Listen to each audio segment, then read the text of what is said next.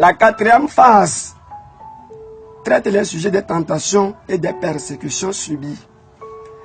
Parmi mes épreuves, les quelques-unes seulement sont mentionnées dans cet épisode pour favoriser la lecture et la compréhension du dit récit. Du retour au village, c'était dans la chambre, une pièce de mon père, que je me logeais. Et c'était également dans cette chambre, nous faisons les prières. Donc à un moment donné, j'ai supplié à mon père de m'accorder une parcelle pouvant me permettre la construction de ma chambre. Et il obéit. La construction fut faite dans mon ancien jardin, mais nous continuons à faire les prières dans l'ancienne chambre, celle de mon papa. Un matin, du moment où moi j'étais dans ma nouvelle chambre, Nicodème et sa femme, Ninève, Fofoa et d'autres prirent dans l'ancienne pièce. Du coup, ils ont été lapidés par mon père avec l'intention d'interrompre leur prière et de les disperser. Après tout, lui-même a lâché Adazouin qui, ensemble, se moquèrent des fidèles que nous sommes dans la chambre en train de prier. Effrayés, mes collègues aussi abandonnant la chambre et coururent vers moi et ensemble achevâmes la prière dans la nouvelle demeure. Papa, depuis sa chambre, poussa de jour quand je suis revenu ramasser et balayer les cailloux lancés. La première tentation était la sorcellerie.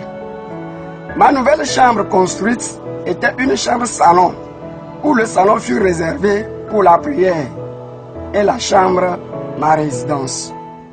Un soir, après la prière nocturne, chacun regagna son dortoir, y compris moi aussi. Et sur mon lit, en songe, qu'une sorcière vient me saisir le cou. De grâce, je le renversai et le fis la même. Je saisis longtemps son cou, aussi de telle en sorte qu'il cria « Tu vas me tuer, tu vas me tuer » jusqu'à un temps donné où je me rappelais d'un enseignement du prophète qui dit qu'en cette situation de combat spirituel, la domination sur l'esprit impur, voire l'exterminer, symbolise la mort réelle physique du tentateur qu'elle est relâchée. Toujours en extase, une fois qu'elle est descendue du lit, elle se transforma en souris, puis passant par un angle du salon pour partir. Le lendemain dès l'aube, nous nous rassemblâmes pour la prière matinale. Et après, tout chacun reprit son chemin. C'est ainsi qu'en balayant le salon, que je découvris une souris morte, pleine de cicatrices au cou, à l'endroit où celle observée en révélation passa par l'angle pour sortir sous une roue. Rapidement, je fis venir mes collègues observer eux-mêmes la souris, puisqu'après la prière, je leur avais narré la révélation et la souris observée en songe est identique à celle découverte morte. Cela prouve que tout ce qui s'est passé dans la nuit était un fait réel. Ces cicatrices au cou sont des signaux forts du fait que son cou a été secoué fortement en songe. Que Dieu soit loué. L'homme de Dieu, Kosi Kondo Agbagbe, est un véritable prophète de Dieu.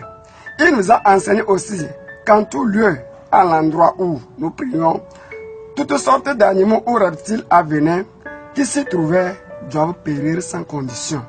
Nous avons eu aussi les preuves. La deuxième tentation, le scorpion. La mort des scorpions, Marc 16, verset 14 à 18. Un jour, à l'heure de la prière dans le salon, le lieu où nous prions, qu'un scorpion mort s'y trouvait. Ayant observé, que fis-je? Pour assurer aux autres de ce type d'enseignement reçu ensemble chez le prophète, je protégeais cet insecte sans vie en me tenant debout auprès de lui pour que mes collègues, en faisant leur entrée, ne le piétinent pas pour qu'ils disent ou critiquent les causes du scorpion péri. Après avoir terminé la prière, que je les fis voir le scorpion. L'un d'entre eux le toucha par le pied et constata qu'il est mort, puisqu'en ce temps, je suis celui qui conduisit la prière chez nous à Midaokonou et non dans la maison de Dieu à Yokonou. La troisième tentation est celle du serpent. Une nuit en Estas, je vis qu'il y a un voleur qui s'est introduit dans notre maison. Au même moment, le frère Ninévi, qui aussi couché dans la cour de la maison, pas en songe, remarqua l'entrée du voleur dans la maison. Pour moi, en songe, le voleur est entré dans la maison. Et c'est en pleine révélation que le frère Ninévi était venu frapper à ma fenêtre légèrement et m'appela de me réveiller car il y a un voleur qui a escaladé la clôture pour entrer dans la maison. Ayant pris ma torche, descendit au salon avec ma torche, puis à l'entrée, je balançais la torche pourvu que le voleur le voyait, pour que nous puissions nous lancer à sa poursuite s'il aurait voulu courir, mais en vain. Étonnés, nous nous interrogeons beaucoup. Comment Dieu peut-il nous tromper de la sorte? Moi, je vis en révélation l'entrée d'un voleur dans la maison et Ninévi, lui, le remarqua réellement. Ce serait saugrenu et illusoire que cela nous arrive. Seul Dieu sait ce qui s'est passé. Ce fut notre conclusion, puis chacun de nous rejoignit son lit. Moi, une fois entré au salon, voici un gros serpent très long, allongé, un type de serpent que chez nous on l'appelle serpent de l'air. Une autre appellation est aussi possible chez certains. Et ce qui est sûr, c'est un serpent qui s'envole se terre à l'entrée. Donc, du coup, du moment où il est tombé dans la maison, son bruit en tombant, que Ninévi a entendu croire que c'est un voleur qui a escaladé la clôture et est entré. Quant à moi, c'est ce que Dieu m'a révélé sous une autre manière.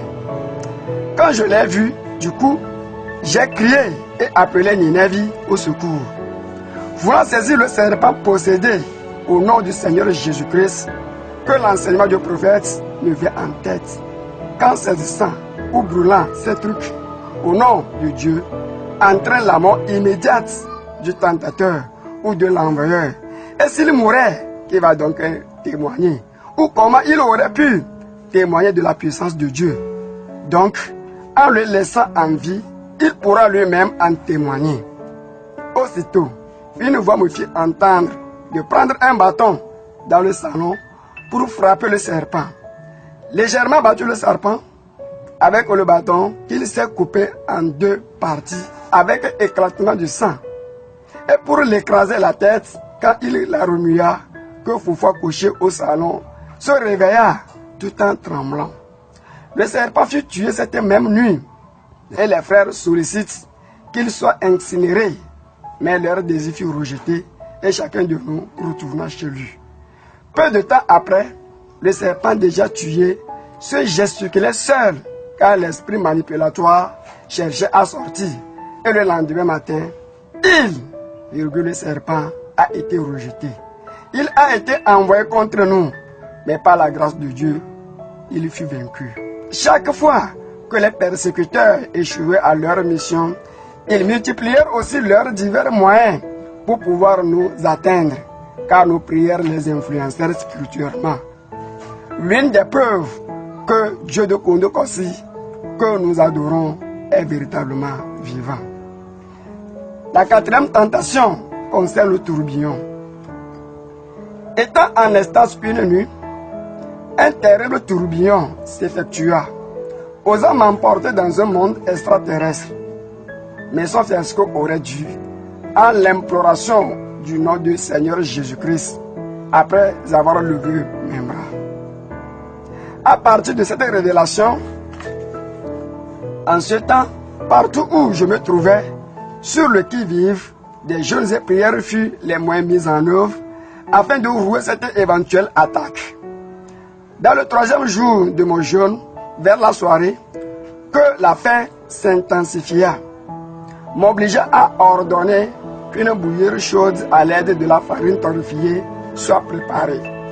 l'ordre est exécuté et c'était autour de la consommation. Du coup, après la prise de la première cuillère, du deuxième et lors de la troisième, en un clin d'œil, qu'un vent violent accompagné de poussière a envahi toute la maison. C'était une stupéfaction. Dans la révélation, Dieu m'a demandé d'évoquer son nom en levant mes mains pendant l'accomplissement du tourbillon. Donc, en me rappelant de cette voix reçue en songe, que je me fus levé de là, avançant un peu, puis les mains en l'air, au nom du Seigneur Jésus-Christ, entraînant l'arrêt immédiat de ce vent impétueux. Dans le nom de Jésus-Christ prononcé, que cette épreuve s'est arrêtée brusquement et faisant réfléchir beaucoup mes frères qui depuis ce jour m'honorent. Matthieu 8, versets 23 à 27.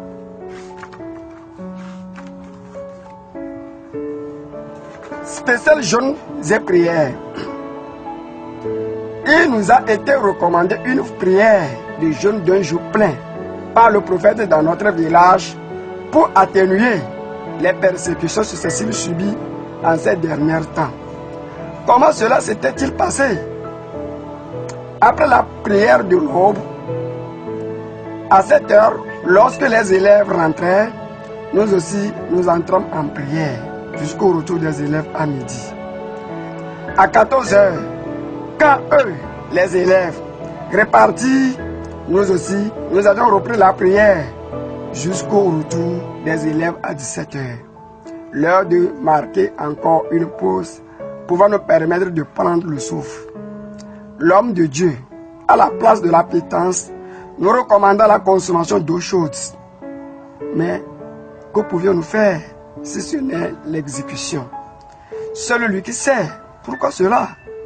Après la prise d'eau chaude, nous étions tout abattus et tout notre corps s'est affaibli complètement, nous conduisant en un profond sommeil. Dès qu'on s'est réveillé, la puissance de Dieu nous avait incarné. Une force vive et extraordinaire, plus que jamais vue, remplit tout notre corps, que nous-mêmes, nous n'avions pas compris. Si la simple eau chaude consommée après une journée de jeûne et prière nous avait renforcé de la sorte, signe de preuve que notre Dieu est souverain et demeure toujours en nous. Donc, affermissons-nous, était notre mot de fin. Puis reprenons la prière cette nuit jusqu'au lendemain avant de regaler aux environs de midi. Ce jeûne de prière sous l'ordre du prophète nous a permis de résister devant toute autre tentation spirituelle. Autre événement. Dans notre village à Midaokonou, il y avait un grand arbre d'Irocotype qui accueille toutes sortes d'oiseaux. En effet, cet arbre est un arbre sacré dans lequel les sorciers élirent leur domicile ou tout simplement furent leur assemblée. Un jour, plus précisément une soirée, quand je me baladais avec mon lance-pierre à la maison vers 19 h, qu'un hibou hurlait dans l'arbre en question. Moi, avec l'intention de le faire taire ou de le chasser, que je tirais un coup de pierre dans l'arbre qui n'empêchait guère l'hurlement de ce oiseau incarné. Le second coup, sans effet, voire le troisième, puis je me suis retiré et m'adonna au lit, suivi de sommeil en même temps. Sur le lit, Dieu m'a ouvert les yeux et me transporta sous l'arbre. Me fit voir un habitat et une clôture érigée sous cet arbre. Haussant mon ton avec un fureur en cette terre. Qui hausse le ton ici? Que la personne se dénonce. Suite à ce geste, plus d'hurlements, plus de bruit, l'endroit est devenu silencieux. Et en même temps, je me suis réveillé sur mon lit. Au réveil, le cri du hibou s'est interrompu et a cessé complètement. Voyez-vous combien de fois Dieu intervient en notre faveur spirituellement et physiquement contre nos ennemis, louons-le. L'incendie, la religion pure et sans tache devant Dieu notre Père, pour tous ceux qui s'engagent véritablement au service du Seigneur Jésus-Christ, consiste une lutte sans limite, qu'elle soit spirituelle ou charnelle, formulée par Satan, jusqu'au jour où le Seigneur lui-même te rappelle. Nous avons subi de nombreuses tentatives et persécutions, mais celles d'incendie de ma chambre et celles de la chambre de mon frère Yovo furent les toutes dernières persécutions subies, nous obligeant à claquer la porte de notre village Midaokhonu au profit de la maison de Dieu à Yokhonu chez notre maître Agbagbe. Nicodème est l'un des frères en Christ qui descendit de Lomé dans le village, et à son retour, le jour où il est reparti à Lomé, que moi aussi je l'accompagnais tout juste pour passer quelque temps et revenir après. Le jour où nous avions quitté au village, moi et Nicodème pour Lomé, que ma chambre a été incendiée vers la même soirée, où tout fut consumé et pas même un seul objet épargné. Mais pourquoi tout cela? Juste pour éteindre notre foi. Mais le Seigneur est au contrôle de tout. La démoralisation prime à mon côté, mais l'exhortation est aux côtés de notre maître au sujet de la reconstruction de l'immeuble. Mais la déconvenue a été si grande. Un jour, pendant que nous prêchions, il y avait un interlocuteur appelé Zensou Agbenyinou, fils du chef canton d'Afoyumé, qui, ayant pris la parole, nous déclara ceci: c'est bien tout ce que vous avez dit, et votre manière de servir aussi Dieu me convient, mais la seule chose détestée est l'incendie de la maison.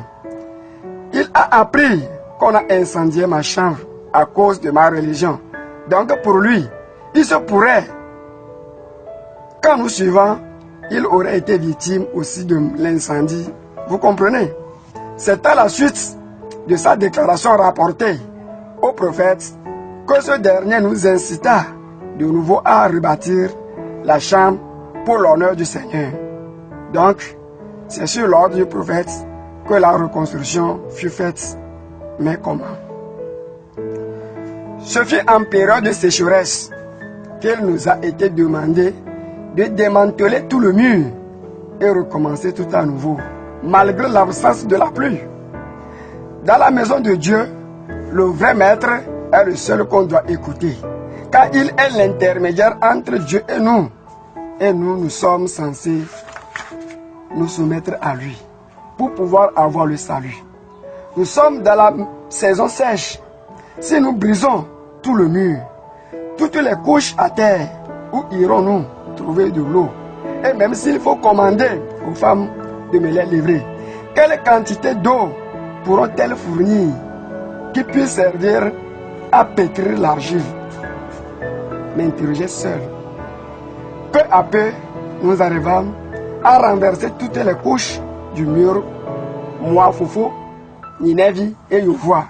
Et par la grâce de Dieu, une fois terminée la détérioration du mur, qu'une grande pluie tomba dans notre village, arrosa à profondeur le mur et ainsi favorisa la préparation de l'argile. Voilà la montée de la première couche, la deuxième et la troisième, due aux réserves d'eau mises dans divers récipients. Lors de la quatrième couche, nous avions manqué d'argile et de l'eau.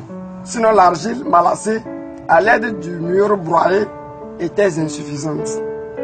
Miraculeusement, un jour, une eau de source inconnue coula jusqu'à parvenir auprès de l'endroit où se fait la construction.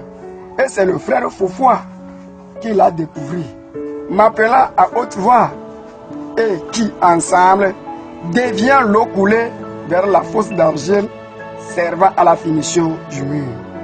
La montée de la quatrième couche. Dieu est miraculeux. Toujours sur l'instruction du Kondo Kossi de faire le plafond avec argile, de peur qu'un autre incendie n'ait lieu et consume tout ce qui est dans la chambre. que nous avions fait le plafond argile en haut de la chambre. Ayant remis 75 francs aux quelques femmes de me puiser de l'eau pour l'exécution du plafond, qu'une pluie encore est tombée, sans encore recevoir la livraison d'eau commandée aux femmes déjà au puits. Ce n'est qu'après la pluie qu'elles me livrèrent la commande, enfin utilisée pour rincer notre corps après le travail. Cette construction terminée ne m'a engendré aucun coût lié à l'achat de l'eau, si bien que c'était en sécheresse, alors que celle incendiée, malgré qu'elle fut construite en période de pluie, m'a beaucoup coûté par rapport à l'achat d'eau. Qui aurait cru à cela, qu'on peut construire dans la sécheresse sans dépenses liées à l'eau? Personne, mais avec Dieu, tout est possible. Après l'incendie de l'immeuble, j'avais porté plainte à la gendarmerie de Vaughan pour qu'une enquête soit ouverte pour pouvoir arrêter les incendiaires. Et la gendarmerie me demanda de soupçonner certains dans le village. Dès qu'on mettra la main sur eux, ils dénonceront les vrais auteurs. C'est ainsi que Condedro, l'un de nos persécuteurs, vint à moi, me jura par terre et avoua que bien que lui aussi nous dérangeait de quelque manière, mais pour l'affaire d'incendie, il est innocent. Et c'est devant moi il a mis une grosse pierre dans la bouche pour me rassurer de son innocence. Après l'incendie de ma chambre, la chambre de Foufoua aussi était partie en feu.